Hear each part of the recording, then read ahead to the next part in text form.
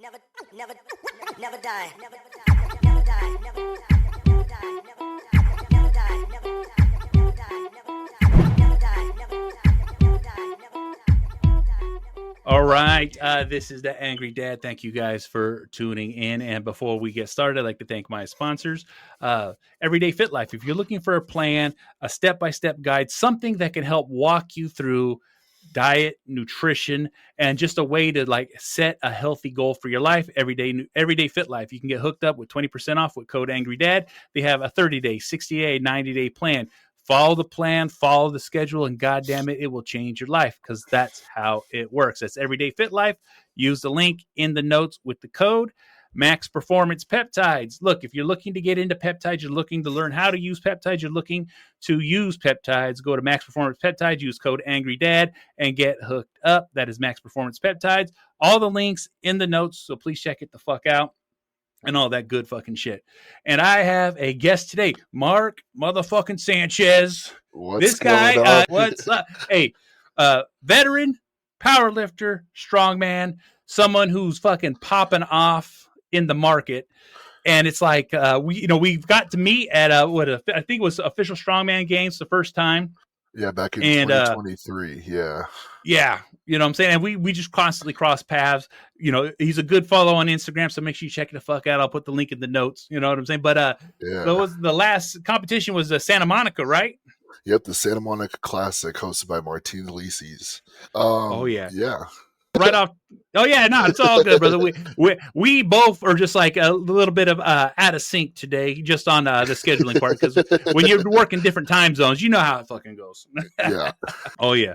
Well, with Martin, was that because I believe that was Martin's that was his first Santa Monica Pro, and everything he's doing out there. And when we were talking, you were saying how well it was set up and how easy everything was, and also how accommodating they are for you guys, because typically, you know, the strongman competitions, it's all about the strongman. Just, you know, backstage is backstage. Yeah, no, I've done a lot of competitions. I've done a lot of powerlifting meets, stuff like that. And that was by far the smoothest, on times, and very accommodating competitions I've ever been a part of. It was probably one of my favorite shows I've ever done. Well, I would actually say it was my favorite show that I've ever done. Just being the fact that being a strongman, like trying to perform in front of an organic crowd, I don't really think you get that very often, right? Like most of the time, people you have to promote the show. You gotta have to sell tickets. You kind of have an expectation of what the crowd's gonna be like. And man, that was unreal. We got to perform right next to the roller coaster on the Santa Monica Pier. It was free admission. And so you just had people who were like, oh, I'm going to go to the Santa Monica Pier today. Oh, that guy's deadlifting a car. Let's go check this out. And it just turned into one of the best experiences I've had in my life. I represent the Philippines in Strongman, and the Filipino population in Los Angeles in general is just massive. And so literally I would they do show up. They show up, and they show up in crowds. Yeah. And literally every single time I'd finish an event, and I loved it. I loved it so much. But every time I'd finish an event, I'd walk back to the athlete area, and it was pretty much open. It was basically like a security gate that separated the athletes from the spectators. And everybody just coming up to me, wanting to take pictures, trying to get to know me and stuff like that. Like, you're the biggest Filipino we've ever seen, this and that. And so it was a phenomenal Which is experience. A fact. Yes. For those listening, I am like the smallest athlete in most of the shows that I do, being 6 feet tall, 320, and I am one of the largest Filipinos that I've personally met. So, hey, that's the same here, because, like I said, there are stereotypes on the size, and God damn it, bro! Even when you was telling me he was Filipino, I was like, there's no way. What? No way. You know what I'm saying? It's that American food, you know? Yeah. You had Austin Andrade on your podcast recently, and it was funny. We were hanging out at the Strongest Man on Earth, and he looked at me. He was staring at me for like 5 minutes, and finally comes up to me and goes, man, I thought you were Mexican. This whole time I thought you were Mexican. And that's the thing too, is that Mexicans and Filipinos get along quite well. The language is Yeah, very airy. So it's Very, like I could see that how that happens. yeah, and especially too, like a lot of people ask, like, "Oh, your last name is Sanchez. How'd that happen?" And it turns Yeah, into an entire history class. But yeah, exactly. a lot of very similar, a lot of similarities between us too. Oh yeah, no, it's crazy, and that's the thing too is like being your size still, which is a large man, you're still on the smaller end of the strongman scale. And Yeah, like I said, that's one of those. It's an advantage, but it's also a disadvantage on certain events. But that's the thing, though, too, is you got to make that work towards work as hard as you can to get it towards your advantage for everything. yeah, like size definitely plays a key factor when it comes to strongman. But I would still say, as long as an athlete is like in tune with their leverages, in tune with how their body works, and you really lean into things that you're good at, right? Like for me, believe it or not, like I have a sprinting background, and so like trying to be faster than other athletes in my moving events, I have a really elite level powerlifting background, trying to be super strong in my static events. So trying to really lean into those, really being honest with myself about like my weaknesses and stuff like that, and then trying to really work on the self, those type of things. But ultimately, yeah, I mean, there are a lot of giant slayers in strongman, and I really like the fact that when I was first getting into strongman, I was like, man, I'm too small for this. There's no way. And you learn really quick as long as you work really hard at it. You focus on your weaknesses. It don't matter if you're 400 plus pounds, or it don't matter if you're 300 or like 275 or something like that. Like you can easily get into the sport and do really well. Exactly. And just mentioning that as an elite power lifter, what I'm saying, could you just let the people know like some of your actual static lifts in powerlifting? Because like I said, it's squat, bench, and deadlift. So just Yeah. in that alone, to be able to say you're an elite power lifter, the numbers are good. Yeah, so for the powerlifting fans, I had a 531 dot score. I was a 275 pound powerlifter for the majority of my career. My last powerlifting competition was in Miami, Florida. It was called the Ghost Clash. I had a 840. I'm kind of rounding because it's kilos, but I had about an 840-pound squat, a 420-pound bench, and an 815 deadlift. My current like gym PRs, I guess, or PRs in general since then. The Rainier Classic, that's a strongman pro-am show up in Seattle. One of the events was a max squat on day 2 of that competition, and I squatted I squatted 400 kilos, 881 pounds. And then recently I pulled 926 in a deadlift suit twice. So those are some of the Nice. big things I've been working towards recently. Oh yeah. Well, nowadays almost everybody in strongman you have to pull 1,000. You know what I'm saying? It's like Yeah, we were talking about that you with the deadlift championship. exactly. It's like what I'm saying. It's like you got to have this number. And Austin just pulled. Over a Speaking of grand. him, over, yeah. And it's Yeah. like everybody has to do this, and like even too, like the new world record, which was just reset. You know what I'm Yep. saying?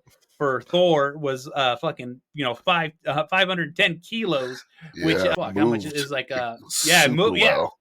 super well, Like super I well. saw so I think it was Evan Singleton who was talking about how no matter what video you watched online, it did not do the speed of that justice in person. It looked like he I had at least believe it. 3 more in the tank. And that was I believe crazy. it. Yeah. It looked super easy for him. I think on that day he probably at least had 520, 530. Oh yeah, and that's one of those things too. Is like just in my background of working with Nick and a few other strongmen, it's like when you're pulling like that, and especially when you're setting records, you don't break the record astronomically. You break it little at a time to build Yep. it up. Yep. But the thing even too is like with Thor came down in size and improved his technique, completely changed his deadlift Mhm. to put it on a whole other level. So it's just impressive just to watch that. And Thor's a fucking Yeah. big dude. I'm 6'5" and I'm still looking up. Yeah, Thor is actually the very first like strongman I ever met in person in his home gym in Iceland. And I remember I think Nice. I was like 220 pounds. I was getting ready for like IPL Worlds, a little powerlifter me. And I walk in, I got to his gym first, so his dad let me in. Thor showed up a little bit later. He was getting ready for like World's Ultimate Strongman, like Dubai or something like that. And I remember Yeah. him walking in. He was like, he was his old self of 6'9", like 440, and I was like, Jeez, like I had never seen a human Yeah. that large before. Yeah. It's crazy because like when you see him, you see Brian, you just like, you know, and that just reminds you of like, God damn it, you know what I'm saying? This sport Yeah, is it literally collects monsters. yes, it's nuts. Oh, you know, with even with that too, the one thing I love about strongman since I've been in it is the camaraderie Yep, amongst the everybody competitors. You could be going yep. head to head with somebody, you know, they turn it on, but once you're in that backstage area, everyone's doing their thing, but also too everyone's having a good time. You know, Yeah, that's one of the it's things like I love about it's a strongman. party. Like I remember when I Yeah. first got into powerlifting, I was like, wow, this community is really nice and supportive. Like, and they were like, usually every time we go to a powerlifting competition, everybody's kind of like in their own space, but everybody's kind of supportive and this and that. But like I remember when I signed up for my very first strongman show, I was like, what do I need? How do I do it? And everybody was like, just sign up, show up, and if you're missing something, like we'll give you equipment, we'll give you like sleeves, belts, whatever you need. Like if you need tacky, we got tacky, plenty of that. We'll help you clean the tacky off, etc. Like it was super supportive. I remember like my first show specifically, you'd come off an event and I was like gassed. And the guy that would like go, that literally went before me didn't even leave the competition floor. It's just turned around and started cheering me on. And that was like a whole nother level of camaraderie. Yeah. Recently, I put on my very first strongman show, so I'm officially a strongman promoter now. And I put on my very first, I put on my very first novice level show, and even for novice level athletes, it was crazy. So people who have never done strongman competitions before are just screaming at the top of their lungs, cheering each other on. It's one of those things where I remember hearing it early in my strongman career where nobody wants to win while you're down. We all want everybody at their absolute best. And that really is on display in the strongman community. Yes, it is. Yes, it is. Yeah. It's one of those things. Like I said, it's one of the things I love about strongman too, because like you know, I've never competed in strongman, and you know, at no level ever, any kind of competition. But the thing is I'm in the world, I'm immersed in it, and this is something that like it's very uncommon. Like when you have a team, of course there's camaraderie, of course there's fun, of course there's jokes. But when you actually go head to head with somebody and that person's still cheering you on, they don't wish you ill, and they want you to beat them at your best because Yep. that's the only acceptable thing to Yep. them. You know what I'm saying? And that's just one of those things that I love the most about it. But Yeah. what I really want to know is the background that you're putting on for your shows. I'm talking about how hard is it? What's coming out of pocket? Fucking the headaches and the just competitors dealing with Yeah. somebody on that back end, because that's more what I'm interested in, because like I said, Yeah. I've the fun part's always the fun part, but I want to hear what it takes to put on these Yeah. shows. Yeah, so honestly, I was pretty surprising.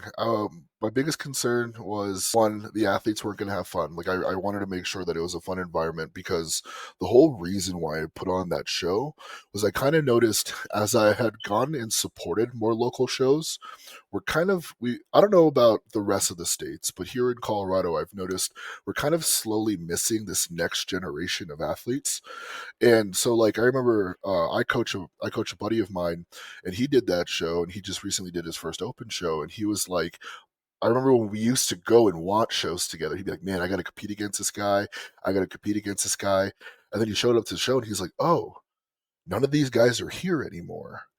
And that kind of like sparked that bug where I was like, we need something to get more athletes to just try the sport.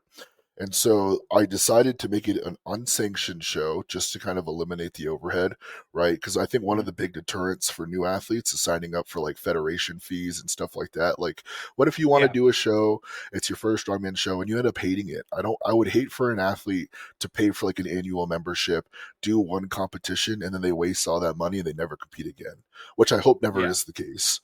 So we started out with that.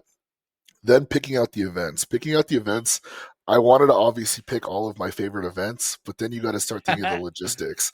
How are the athletes going to warm up? How are we going to have, like I remember picking the events finally and I was like, cool, we have enough equipment to do head-to-head lanes and actually do the show. And then as the show kind of got closer, I was like, we don't have enough equipment for athletes to warm up with because we have enough to do the show. And so that became like a logistical issue. But all in all, it went really well. I used obviously my internal network to start reaching out. I got a lot of sponsors for the show. A lot of them primarily, whether it was like gym equipment or trying to provide like goodie bags and stuff like that for the athletes. I got a lot of support from my community, from people that I'm familiar with. So a lot of help there. And then the strongman community in general, they just showed up in numbers. I literally had to tell people that I don't need any more help. I ended up having like 20 volunteers, and I even had so many volunteers that I was kind of like, "Hey, if you're coming anyways, can just be available if I need help?" And literally, just people just came to enjoy the show.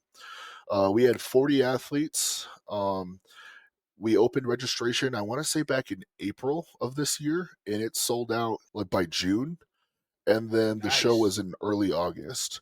So we sold out that show, and then every single time an athlete dropped, whether it was an injury or maybe something came up, Colorado's a huge military state, and so sometimes people like come down on orders or something like that. So we unfortunately had some athletes drop, but literally no more than a day would that slot fill back up. So that was really cool. Talking about the back end of putting on a show, I mean, for me, I'm such a OCD like perfectionist type of person with things like this. And so some of the big things that I think really helped out my staff, my volunteers, was like things like weight loading matrices. So like say for example, one of the events was a max or a log clean and press for reps. For each weight class, I literally drew a schematic of like, this is a log. These are 25s. This is what this weight class is doing. This is a log with 325s. This is what this weight class is doing. So like not to say people are incompetent, but I literally made it like dummy proof for everybody to just do things seamlessly. So that helped out. I created like a responsibility matrix, like, hey, you guys are responsible for this, this, and this. Here's your backups in case you need a break or anything like that. That helped out. Fortunately, we were able to use the gym that I train out, Spartan Strength Systems, here in Colorado Springs. So we used the facility. That was pretty easy. But all in all, everything kind of flowed super seamless. Anything that was stressful was basically self-induced. Uh, like anything that was stressful, like was pretty much out of my hands. Regardless, I was just stressed about it. I think some of the big oopsies was like, oh, I probably should have rented a porta potty, which I did the week of the show. Um, at first I told spectators to just bring lawn chairs, and then I was kind of like, this is stupid. It's going to take up way too much room. So then I ended up renting chairs. But yeah, I for one am very for transparency, because I think also if you don't have experience putting on a show, it really changes your perspective once you finally do, especially if you're an athlete competitor yourself, right? I think it's so easy to be an athlete, show up to a show, and hope things go seamless. But if you've never had the experience of working on the back end, it's so easy to complain about things. So like for me, I'll even give you somewhat rough numbers just because I don't know the top of my head, but I think I made about with 40 submissions. Even some of the athletes that dropped were like, "You could take my submission. Like I don't need a refund. I want to support your show." So I think all in all, I came in with 2,200 or something like that. I didn't Yeah. really need to. I didn't really need to buy anything. The only thing I needed to buy things were like sandbags and stuff like that. So a lot of my expenses were one, I wanted to, even though it was an unsanctioned novice level show, I wanted to give the novice athlete experience of, like a pro am or like an open level show, like a real, like I put a lot of effort into it. So I decided to use the majority of the funds that I got and got everybody custom athlete shirts. I got the competition logo on the front. I even put their last names on the back. I put all of our Nice. sponsors on the back. And that was like one of the biggest positive feedbacks. They're like, I've done this, this, and this, and I've never even gotten a shirt, let alone a shirt with my name on the back. So that was super cool. So I did a lot of that. A lot of the money that I did have left over after shirts went into equipment that I basically provided to our gym afterwards. So our gym kind of benefited off of that as well. And then anything left either came out of pocket for things that I didn't expect, like whistles, clipboards, timers, stuff like that, cones, even duct tape for lanes, and all kinds of miscellaneous stuff you don't really think about as an athlete. Um, and then any funds I had after that, basically, I paid for all of my volunteers' lunches. So that's pretty much where all that went. Planning for the show is pretty easy. I would say the hardest thing for me was not being biased on the weights, because I literally had to consult like 8 or 9 people, because things that seemed way too heavy for novice level athletes seemed good enough for me as a pro heavyweight strongman. So I was kind of Yeah. like, this is probably okay. But I think there also comes to a balance where like you also kind of have to stick to your guns a little bit, because my very first weight matrix, I had a handful of athletes like, hey, I don't know if I could do your show because this is really heavy. And one of the really good things that I think benefited the community in general was leading up to the show. I dedicated my Saturdays to host Strongman Saturdays for the novice athletes. They got free admission to our gym if they weren't members, and I basically gave every single person that showed up one-on-one time. It was like, here's my tips and tricks on this event. We are Strongman. Here's ways to cheat the event, stuff like that. And Yeah. so I wanted to give them a welcoming community to be like, hey, this is what our sport is like, and here's how you can do really well in the show. Well, that's exactly how you should be putting on a show for anybody out there listening, and also understanding how much it takes. But man, just that aspect of actually sticking to your guns and being like, "Hey, I will show you Yep. how to get this done." And that's one Yeah. of those things too. Is like in strongman, like I said, people do have their secrets, but the general knowledge is always given. You Yep. know what I'm saying? Let me show you. Let me tell you. Look at this. Yeah. You constantly see it in the back of like, hey, next time maybe just try this, or if you're feeling this, that's one of those things. And just off you putting off that show, and everyone out there understand that's how much work it took for him to put on a non-sanctioned show. So you can only imagine how much extra work and how much extra time it would be to do that. So it's please understand how Yeah. hard this is. That's why I'm interested Yeah. in that part, because that's the thing, is like it's a whole other side of strongman that only a handful of people really know, because the majority of people who are putting on shows have been putting on shows. Yep. So, and you do plan on continuing to promote and put on more shows? Yeah, so I'm already planning. So I've got a lot of positive feedback, right? Because it was a novice level show. Obviously, I got it pretty much from everybody that podiumed. They're like, "Oh, we can't do this show anymore because we're technically not novice athletes anymore." I got a ton of athletes who didn't podium, and they're like, "I can't wait to do this again next year." So we have started planning for the same exact format, a novice level, entry level show that's happening again, probably early August of next year. And then I got a lot of hey, you should do this kind of nudges to put on an open show. And so I won't get into too many details right now, but basically getting sanctioned, becoming an official director, and putting on an open level show here in our city.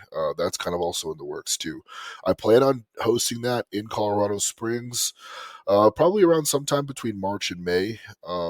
It's just kind of tough with our weather here in Colorado Springs. I don't really know if it's going to be a good idea, because March, I mean, honestly, all the way up to May, it snows in Colorado Springs. And I'd Yeah, hate for athletes to do something like a yoke carry in the snow. in You the know what I snow. mean? So, yeah. So I got to Exactly. But strategize that my is menu. strongman. That is strongman. You never know what kind of variables will get thrown at you. I remember one show I did was up in Cheyenne, Wyoming, and the last event, they were rushing because there was a huge storm coming in, and they said that it was coming in exactly at 1 o'clock. And we got to like 12:30 on the last event. It was Atlas Stones, and Yeah. so I was winning. I was leading in points, so obviously I was one of the last athletes to do it. So me and the guy that I was going head to head with had to do Atlas Stones in the pouring rain. Nuts. Yep. Yeah, yeah, that is strong, man. And Yeah. this is just from a conversation that we had while we were helping with Nick in the backstage during powerlifting. But someone had asked you if you were going to be putting on a show, and you had told them a yes. And I do remember you telling them, "Oh, it'll be in August." And he's like, "August." And he's all, yeah, because we know the strongman season is a Pretty much stack starts. season. Yep. Yes. Even for me, right? Like I had the novice show. I had the novice show the first weekend of August. The second weekend of August, I don't remember if it was strongman related, but I know I had something going on. I think I went out of town for a wedding. The third week was the strongest man on earth. The fourth week, I was a judge in a fundraiser strongman show called the Sunday Paper Classic. It's a fundraiser strongman show for St. Jude. And then what else happened? There's another. I mean, yeah. Essentially, what you're getting at is yes, like kind of like end of summer-ish all the way up to like basically the Arnold and World Strongest Man is like strongman. So yeah. But when I said August, yeah, so like I said, the novice level show will be ideally August, maybe even early June or later July or something like that. It just kind of depends, kind of on scheduling and stuff like that. And then I want to host an open show in the early part of the year. We did really well as a Colorado strongman community and syncing and getting together collaboratively to make sure we're not stepping on each other's toes. Yeah. Just because we want to be able to put on shows and get enough athletes to sign up essentially. And so that's kind of one of the big things where we've done really well on the back end in our state, even collaboratively with like Wyoming, for example, because Wyoming from where I'm at in Colorado, Cheyenne, Wyoming is like a 2-hour drive. And Oh, so okay. you want to make sure like we're not stepping on each other's toes because or Colorado and Wyoming are pretty in sync. Whether it's powerlifting or strongman, we're pretty in sync with each other. Oh yeah. Well, that definitely helps out, you know what I'm saying, knowing the schedule and then working these things around because, like I Yeah. said, there's so many shows, so many areas. And also, Yeah. too, it's always good that when you're working in the community, because, like I said, when you're getting those things set up and you're doing these things, it really helps out. And also, too, it further promotes the show because just like how you said earlier, you're getting generations happening where you get Yep. people that are not being able to compete no more or people that are going pro, and then now you got to bring them up. You know what I'm saying? Yep. It's one of those things. You gotta Even keep with some of the going. shows, yeah, you got to. You know what I'm saying? You got to help inspire, help push. Like even out here, Jeannie, she's over here in Sacramento, which is close to me, Yeah. and I've gone to her Winter Warrior show twice already. And Mm. one of the things that she always says is like, no, I promote this open, I have this open, but the thing is these weights are to prepare you for what you're going to get if you Yep. make it to a national show, if you make it to a Yep. championship, because Yeah. you know what I'm saying, like you gotta prepare people for what's actually going to Yeah. happen. Because goddamn, even at OSG, you know what I'm Yeah. saying, you're doing deadlift ladders, you're doing max reps. You know what Yep. I'm saying? It's trying to figure that out. And you never know what to expect. Things can change on the fly. I remember I did the Arnold earlier this year, and I won't get into too many details about what happened there, but basically, like we nixed an event as time started getting later and later in the day. They started changing the rules, and one of the events broke, so we had to change the event with nobody's. We got maybe like a 5-hour notice. Hey, this event's changing because the thing that we were supposed to use broke. So stuff like that is that is things that are normal, whether you're at the local level or whether you get up to those international level stages. You kind of talked about a little bit earlier when you're like, what were some of the headaches and some of the athlete cries and this and that about putting on the show. I mean, I would say, looking back on it, they're pretty small. The only like big one was, for an example, right? Like I was working with a company, and they wanted to sponsor the show with equipment, and they basically kind of left me uncommunicated with for a couple weeks, and then like two Oh, weeks before the show, they reached out finally, and they're like, "I'm sorry, but we're out of stock of the things we were gonna send you." So then that was like a oh, huge stressor because I was like, "Crap, we were like relying on that, this and that," and so stuff like that. Like I said, you'll never know. You never know what to expect, right? Like I was a judge at that Sunday Paper Classic show I was talking about, and in the middle of the event, there was a sandbag over bar, and it was like a rising bar. And as it kind of got a little bit taller, one of the athletes just spearheaded the oh, sandbag with the yoke, with like the loading pin on the oh, yoke, and so yeah, we were out of a sandbag, and so we kind of just had to tell the athletes, well, sorry, use this heavier one, and so you never know, and that's why I mentor a lot of athletes. I'm even starting to coach, and like you just kind of have to adapt. You can't like the weights that you're doing at a competition can't be your maxes anymore. Like you can't just peak for those weights. You have to be able to yeah. do those weights any day of the week to be successful in the sport, in my opinion. I remember before, like my opinion has changed before, like when I first got into strongman, I was like, okay, cool, I could peak for some of these things. But like, say for example, if you have an 800-pound deadlift for reps and your 1 rep max is 800, how well are you going to do now? So I definitely think that you should just be ready to go. I remember watching uh, the World Championship deadlift, right, that just happened this Yeah. weekend, and a lot of them were like, a lot of the athlete interviews, they're like, yeah, I competed 4 weeks ago at Strongest Man on Earth, and then I did this, and now I have another competition in 4 weeks, and then after that another one in 4 weeks, and it's just like you just kind of have to go through the grinder. That's it. That's it. Yeah, That's what you, like I said, it's murder's row with some of the yeah, heaviest, biggest shows, and they're all pretty much within months of each other. And it's yep, like, how do you, like the recovery and the progression you have to make in between each show is like, it's insane to me. And I always think about it. I'm like, God damn. yeah.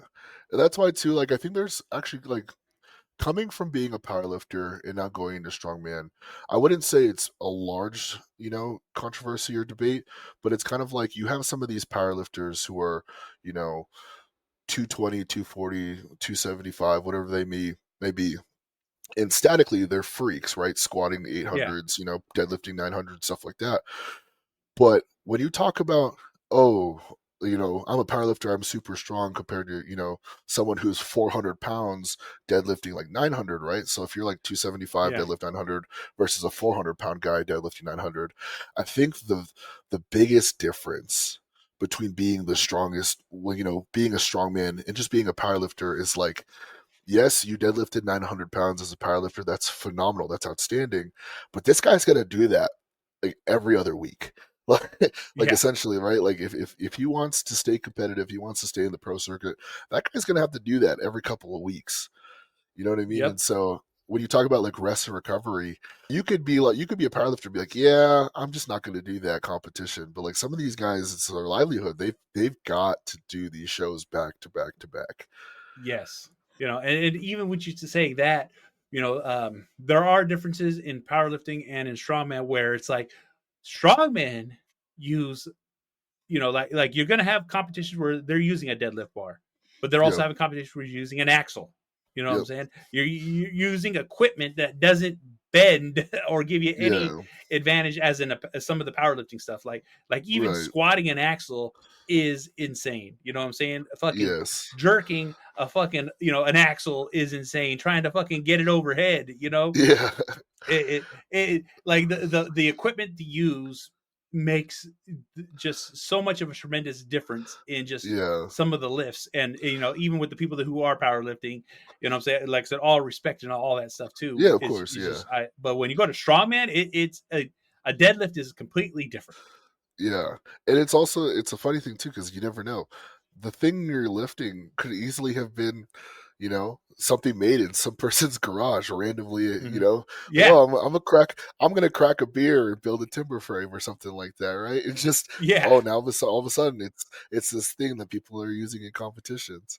Obviously at the big level shows, like worlds, strongest man on earth, etc. Like they're gonna do what they can to master those crafts, but like you never Yeah. know what you could walk into a strongman show. Oh yeah, that some of the yokes I've seen at just some of these smaller shows and just some of the equipment. I'm like, oh, what I'm saying, yeah, Yeah. that was welded together there.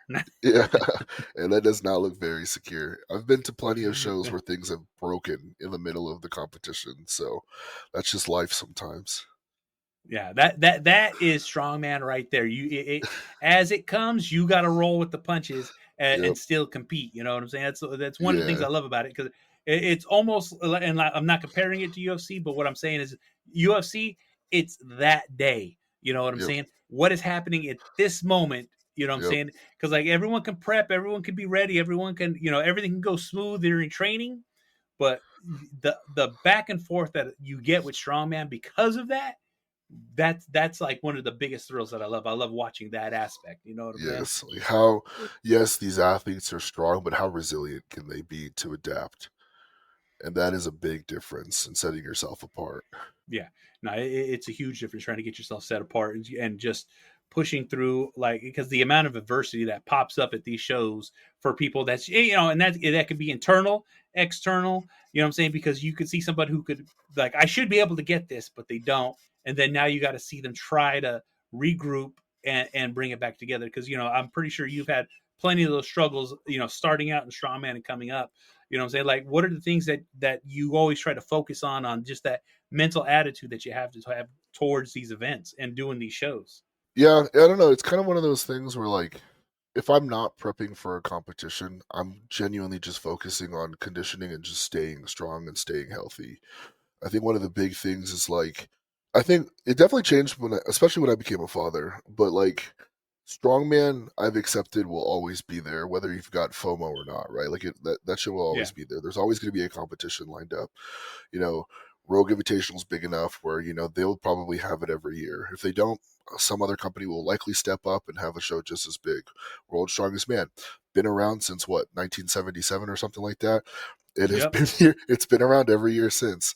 And so I think one of the biggest things is focusing on is always prioritizing your health, right? Like, I see so many athletes who aren't even at the big four level yet, right? And they're just jumping right back in. They're just trying to compete as often, as frequent as possible.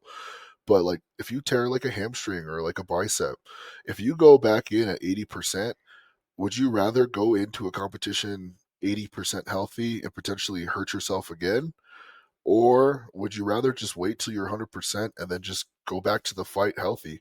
I think it's a hard balance though, because like I said, I think this definitely changed as I became a father. But, like, yes, I think there's a degree of how bad do you want it, but at the same time too, like, there's so many other factors in your day-to-day life. Like, if you can't even get out of bed, is risking your recovery that much more important. You know what I mean? And so I think for me, when I'm not, how I keep my mental, like, fortitude and stuff like that, like, I think it's just genuinely listening to my body, understanding where I can focus on recovery and stuff like that. And I spend way more money on recovery aspects or products or whatever than I will on the next newest knee sleeve or whatever it may be, like supplements, etc. Right? Like, I would say top down, it would go nutrition, recovery, and then gym things. Um, like, for me, for example, I pay for mobility. I have somebody who stretches me out and helps me with my mobility every week. I do deep tissue work pretty much every other week, depending if I'm in prep. If I'm not in prep, probably like once a month to probably like twice a month, depending on, finances. I go to the Yeah. chiropractor regularly, I do my blood work regularly. I'm always trying to think of things that can help me perform better in the gym, because you'll hear it a lot of, obviously, in the strength community, but the gym is the easy part. It's all of the Yeah. maintenance things afterwards that keeps you in the gym is the hard part. Exactly. Trying to keep your body together and all that stuff. Yes. That's like one of the hardest things, especially in this sport, because you get guys that come in hot, fast, and strong, but they're redlining and not Yeah. worried about recovery, which, like I said, I'm not trying to speak on how, people are, but I always see people come in really hot, do really good, then you don't see them again. And, Don't see me it again. just Yep. fucking sucks. I say that all the time. I think if it's not necessarily like it's like a PR or anything like that, but I would say, like, my goal in strongman would be to be someone like Mark Felix, right? Like, you don't. Well, while Mark Felix is a phenomenal athlete, phenomenal strongman, I don't aspire to be, the greatest of all time. Obviously, like, I don't have that, but I want to be able to be enjoying this sport for that many years, right? Like, Yeah. I want to be Mark Felix's age. At, like, what is, I think he's like in his 60s, I think, right? Nah, Like late I late believe he's 50s. 50. Yeah, he is Yeah, 56 or 57 years old, yeah, and he retired what 2 years ago from Strongest Man on World Strongest Man. So he doesn't compete World Strongest Man no more, but he still but he's competes. OSG, Yeah, fucking giant slides at his yeah, age and still holding yep, you're still doing it, still breaking yes, records, and it's yes. insane at his age. You know what I'm saying? Exactly. And so, like, that for me is a big goal of mine, is like, as long as the conditions are right, and I still love it, obviously, as long as I do, but, like, I would rather be on that stage for 20 plus years than to come in, go to World's Strongest Man like 3 times, and then just kill my body off. I would rather be Yeah. doing this for a long time. And that's a good strategy to keep. You know what I'm saying? That's Yeah. something everyone should be striving for. Is like, hey, understanding what it takes, understanding what you got to do because it takes this. You know what I'm saying? Like Yeah. doing the recovery, doing the nutrition, doing the blood work. You know what I'm saying? There are so many aspects of strong because like these high elite people are doing things that no one's considering because everyone's like, I need the just like I said, I need the newest sleeve, I need the newest bar, I need the like I need a suit, I need all these things. I'm like, a lot of these guys don't start with any of that shit. They start with fucking building that strength, building that body, Yep. and building that form. You know what I'm saying? Before they even get to touch any of that stuff. Yeah, exactly. It's just like I think it's so easy to spend money on the next latest and greatest invention, but at the end of the day, if your form is trash, the world's next new knee sleeves are not going to fix your squat. You know, buying 7 different pairs of elbow sleeves isn't going to make you overhead press 400 pounds. The work in the gym that you put in is going to be what does that, right? Like right now for me, I'm getting ready for OSG in November, and I suck at circus dumbbell. Um, I'm not going to go out and buy multiply elbow sleeves and hope that all of a sudden I can hit that 4th circus dumbbell at OSG. I'm going to work on my weakness in understanding, one, being honest with myself. Why do I suck at circus dumbbell? Is it a strength issue? Is it a form issue? Technique, whatever it may be, and then really being honest with myself. I think going back to kind of what we were talking about, where like athletes come in super hot, always wanting to compete. It's hard though. You know what I mean? I do want to go back and circle back. It is hard because like for me, for example, I competed like 6 times last year, and I remember the last show I did was the Arnold, and I remember walking into that show just feeling foggy. I felt like I was dragging. I felt super fatigued. I don't even remember. I'll be honest, I don't even remember most of the event. I just remember I was tired the entire time. And it puts a harsh toll on your body competing that many times. And while there's benefit to it, there's also, some cons as well. But like for me, last year when I decided to compete as many times as I did it with the intent of I wanted to learn as much as I could from the individuals I compete with, the events that I had to do, how the show was ran, etc. And so like I wanted to grab as much data points as I can from those competitions. And then now I'm kind of in a phase where I'm picking and choosing. Obviously my son kind of, I have an 11-month-old son. He takes priority in my life. Oh yeah, And and so that kind of also has a factor too, but also realistically stepping back and being like, my goal as a pro heavyweight strongman is to go to World's Strongest Man, is to go to Giants Live. And right now, the clear cut path to do so is the official strongman games. And so yeah. I'm going to essentially empty my tank into that show and do everything I can to podium. Um, but Oh it's yeah. hard. Going back to what I was saying, it's hard. I've gotten invites to a lot of shows, especially after the Santa Monica Classic. Um, Oh yeah. and it's hard. It's hard watching them come to fruition. It's hard watching all the promotion come up. I recently turned down the invite to SCL USA, and they have been promoting that show super heavy, and I see it, and it is punching me in the gut. But at the end of the day, too, I think it's really important for a lot of athletes to remember what is your long term goal.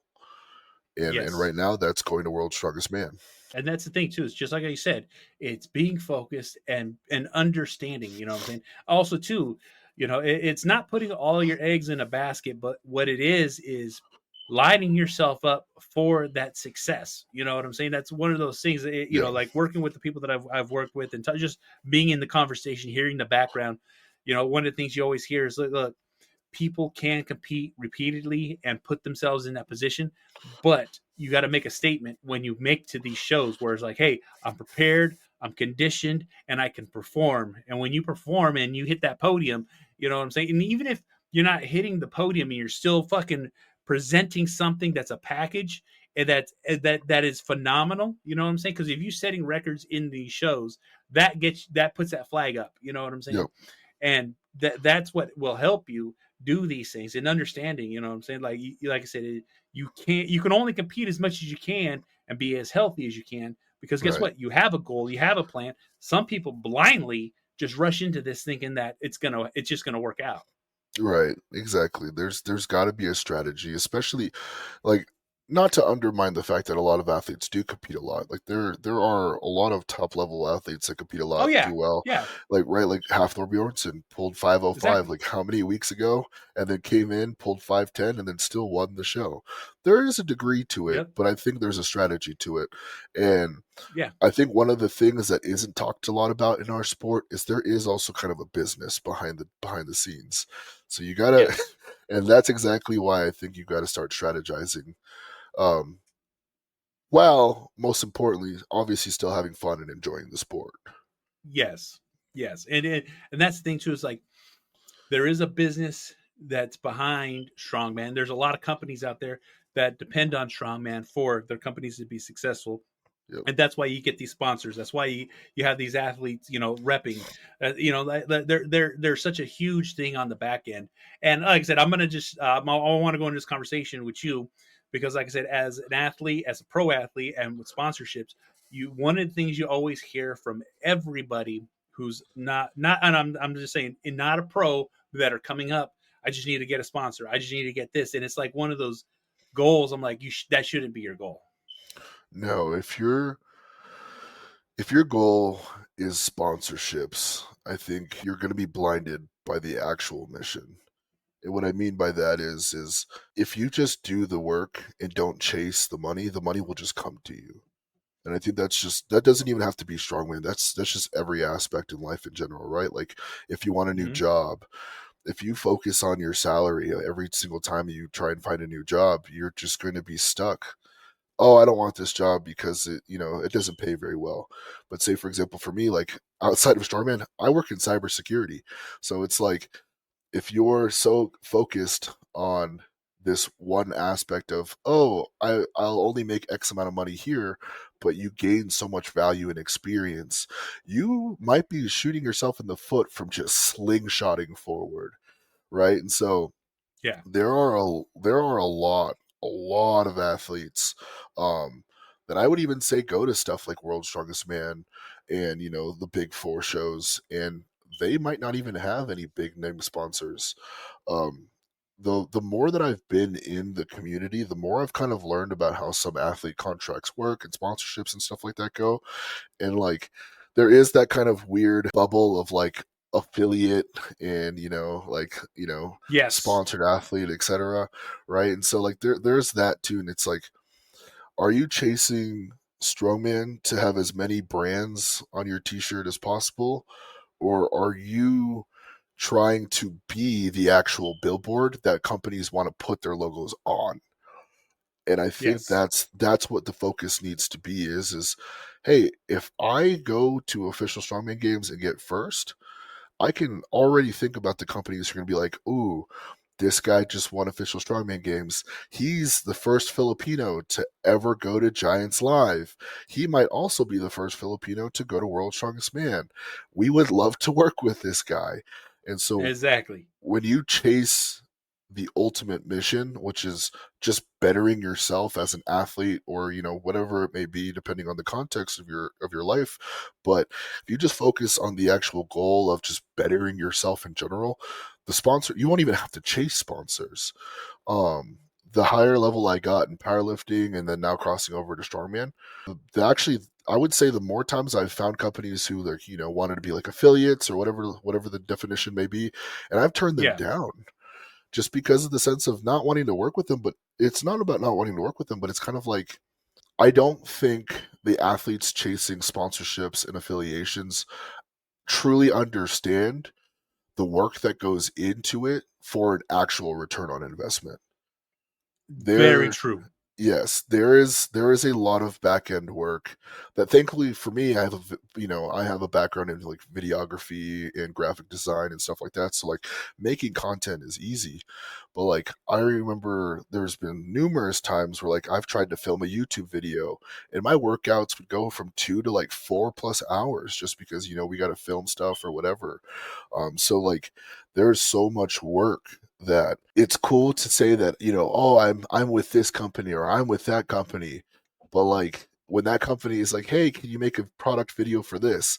And you just finished like a 3-hour training session of strongman events or whatever it may be, is the first thing on your mind going to be, hey, check out this new product that my sponsored company sent me, right? Like it not to say that I don't appreciate it or anything like that, or any of the companies that I work with, but there is there's a lot more work than just going around and being like, I work with these people. You know what I mean? So Exactly. there's a lot more behind the scenes work. Oh yeah, no, there's a lot more scenes behind the work. Because like, and here's the thing: I come from a podcasting background, and that's what I've been doing for a big portion of my life. And the amount of sponsorships that I've had, and I've been here's the list of my sponsorships down to like, I only take what actually works for me. You know what I'm saying? Because I've had to definitely understand it, because podcasting world is the same world, not the same world as Strongman, but in the same concept of like, oh, if I have a sponsorship, it'll make me legit. It doesn't make you legit. Your Mm-mm. show, you make you legit. You know what I'm Yep. saying? It's like, look, of course, I do have people that pay me, and Mhm. I take it. Thank you. I appreciate my sponsors, but at the same time, I've had the biggest names and the smallest names, and it's something that I at a moment I was like, I can't do this no more, because it's taking away from my show. You know what I'm saying? And also Right. too, it's like really working with somebody who will work for you and work with you Right. is more the understanding, at least from coming from my background of what I had to deal with, all of my affiliations and Yeah. sponsorships and all that stuff. So Yeah. it's just so crazy. Yeah, especially too if like you get right, like we're on the subject of it. If an athlete's chasing an affiliation or sponsorship like that, you also kind of want to make sure you like working with these people, right? Like I know plenty of times where I've seen people who are like, "Oh, I finally got picked up by this company." And they're super unresponsive and they make me pay for all of these things and yada yada yada, whatever it may be. Well, it's like then Yep. if you're coming out of pocket to represent something and you're not even enjoying it, then maybe it's just best for you to break ties. Like you're not if you're not able to perform at what you do because you're spending time doing this, this, and this, and now you're kind of coming out of pocket for it. It's kind of like, do you care more about representing the brand to sound legit, or do you care more about being a billboard for brands to slap their logos on? And that's exactly it right there. It's so crazy. Like I said, when I was young in the podcast game, I had to learn that lesson, and I didn't learn it very fast, but I did learn it. Yeah, You know what I'm saying? yeah, And but that's for those out there who train strongman, who are strongman, and basically in any endeavor that you can have a sponsorship, is just understand that, like, the value you have should not be going towards trying to promote something else. You should be 100% pushing yourself, pushing your goal, pushing your agenda of what you're trying to achieve in whatever facet you guys are chasing. You know what I'm saying? It's right. so crazy. Yeah. And like I said, there's a lot of work to it, right? Like sometimes you'll have in your contract, like you have to wear this during this event, or, make sure you say something about this, or like, hey, after you finish this event and they do an interview with you, make sure you say our name and stuff like that. So it's just like, even remembering some of those things can get you, forgetting something could even get you to lose your sponsorship and stuff. So it's like, I don't know, at the end of the day, I want to make a point that it's very important to continue to be the billboard that logos want to slap on. It's not Agreed. important to chase them. As soon as you become that billboard right there on that freeway driving into Las Vegas, you become that. Yeah. every Then companies will want to slap their logos on you, and then you won't even have to reach out to companies will be reaching out to you. And not to say that it's an egocentric thing, or you should be arrogant about it, but it's like, if you just focus on the goal at hand, whether it's going to World's Strongest Man or being a pro tennis player, or being a fighter, or whatever it may be, focus on your craft, and the money, the sponsorships, all of those nice little goodie bags start coming for you versus you trying to chase it. Exactly. And that's exactly like the one of the things I always want, like with a lot of people, because I hear it amongst people, training, going to the gym, being around the thing, and it's just always like, don't worry about that part. You know what I'm saying? And with people understanding and hearing it, it's like, it'll push you in the right direction. And like I said, it took me a long time to learn that lesson just on my end, but I'm glad I learned it, and I'm glad we can always talk about it, because that's one of those things is I want people to be successful. I want people to win, and I want people to get what they want. But at the same time, it's just like you said, you got to be the billboard. You got to be the person. You got to be the representative of you. And when you look good, feel good, and do good, the right things will come right to you. Absolutely. Hell yeah. Man, I love doing these podcasts because sometimes I just fucking lose track of fucking time, man. It's almost an hour, and it's like, what the fuck? You know what I'm saying? Yeah, it's happened to me a couple of times. I just love talking to people. I love sharing my experiences. I love talking about the things that I've been through. I think, especially when you get into strongman, everybody's journey to wherever they go is so different, right? Like some people pick the OSG path, some people go, towards like SCL, some people don't do either, and they end up on World's Strongest Man. It's just like, it's so fascinating talking to people, talking about their experiences, and what might work for you, what might work for you might not work for me. But having that knowledge is still essential, in my opinion, just because, hey, that worked for you, that doesn't mean it'll work for me, but I know that that's, a potential.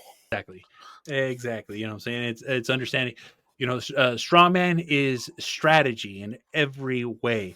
Whether it's a show, whether it's an event, whether it's getting to the goals that you want, you gotta have your head on that swivel and understand how the points work, how the events work, and how everything will play out. You know what I'm saying? It's almost like it's chess. You know what I'm saying? And most people don't even think it's just big guys picking up rocks. I'm like, that's not the case. That's not the case. But yeah, I mean, like we talked about, right? Like, while there's a strategy, while there's, a business to the back end, there's so many other aspects to being and competing as a strongman. I think the number one thing I want to tell everybody who listens to this is make sure you're still having fun, because there's really no point. I said this on another podcast recently, but without the fans, we're just dudes picking up rocks. And while I would, while I will always love the sport of strongman, no matter whether I compete or not, you got to make sure that you enjoy it, because if you're not enjoying this sport, you're just breaking your body off. You're not having fun anymore, and for what, So I think that's one of the biggest things that I kind of want to throw out there is, like, I see so many people who go to competitions. I've had experiences where I do shows and stuff like that, and people are just pouting like, "Oh, I didn't do well at this event." The Santa Monica Classic was a perfect example where I won't necessarily call anybody out, but like sometimes people would zero an event or maybe not get as many reps as other competitors, and they kind of go to the back and they pout, throw a towel over their head, cry about it or something like that. But it's like, look how sick this is. We all paid, but we all paid to be here to compete on the Santa Monica Pier in front of a crowd who didn't pay to be here. They are just here screaming and cheering for you because they thought what you were doing was cool. And I guarantee you that this is probably the first time a lot of the crowd has seen somebody pick up a car, press a log, lift a circus dumbbell, carry 1,000 pounds on their back. This is something where people are entertained by you. So just live in the moment and enjoy it. It doesn't matter if you have a bad event. Move on, go to the next one and do better. But make sure you're always having fun, because I think we talked about recovery, we talked about nutrition, et cetera, and stuff like that. But I think what'll keep you in this game the longest is making sure you still enjoy while you're doing it. Hell yeah. And let's end on that right there, because that was fucking beautiful, because that's exactly what, let everyone know where they can find you, so I can put your information in the bottom, and so everyone can, Instagram, all that good stuff. Yeah. So my name, like I said, if you didn't catch the beginning, my name is Marc Sanchez. That's Marc with a C. You can find me on Instagram at Legend of Marc. You can find me on YouTube, Legend of Marc _.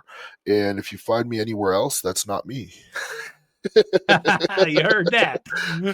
All right. And this is the Angry Motherfucking Dad. Thank you guys for tuning in. I appreciate it. Make sure you like, share, subscribe, all that fucking bullshit. It really helps me to fuck out. I'm also part of the Inner Circle Podcast Network, a group of powerful podcasters out there sharing their shit. That is innercirclepn.com. Take it to everyone on our websites, everyone on our shows. Make sure you check it the fuck out, because we have shows as The Plunge, Failing Hollywood, Simmons and More, The Untrained Eye, The Hood Diner, and Shit Happens When You Party Naked.